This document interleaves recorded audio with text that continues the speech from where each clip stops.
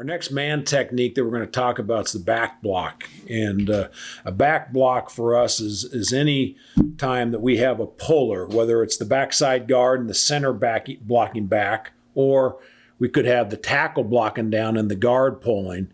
Anytime we back block for a puller, it's a back block for us. And so what we want to do when we're back blocking is there's two things you got to take into consideration when you're back blocking. Is one, is that defender a penetrator or a reader? And so our aiming point on any of our back blocks is we're looking at that near shoulder tip of that defender. We need to cover the guy up, but we also need to play whether he, to get our head in front if he's a penetrator, or leverage with our upfield arm if he's trying to cross face us. So if we're back blocking here and they want to work across our face, which a lot of defenders are taught to do when there's a puller, we got to leverage with that upfield hand and stop them from trying to cross our face on these back blocks. So again, we're going to step near side foot, open up 45 degree, look at the near shoulder, and then try to read from that point whether he's penetrating or reading. If he's penetrating, we got to continue to keep getting our head in front of him, stopping his penetration. If he's trying to play over the top, we got to leverage with our upfield arm. Let's take a look here at some back blocks. Here's back block by the center. Now we got the right guard pulling. Center is going to open up 45 degree, looking near hip or near shoulder, and is in great position right there on his back block. Okay, you got a pulling guard on the left. Center's looking. That guy is playing square. Again, if he were to try to cross face our center here, he would want to work that right arm of his up the field and stop that guy from trying to cross his face.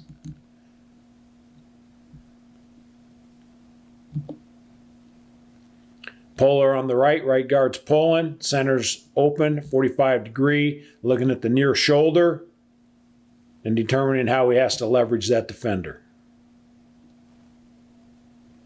Guy's not doing a very good job of getting off the block or reading the puller, and so the center's done a pretty good job on him. You're going to pull from the right. Again, center squares him up.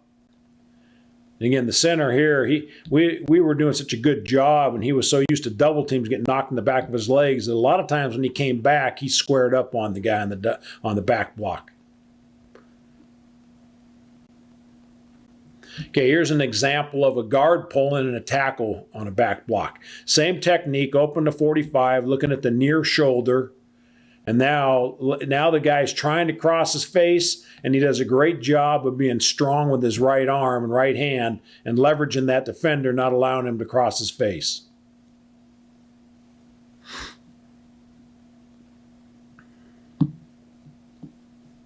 Same thing again.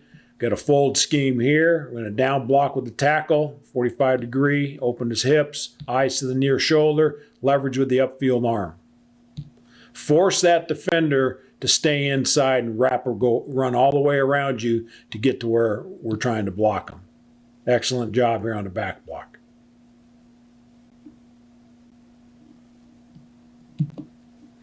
Okay, here's a tackle again on a fold scheme.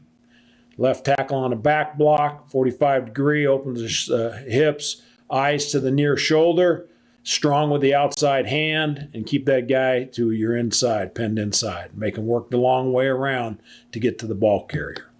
And that's a back block.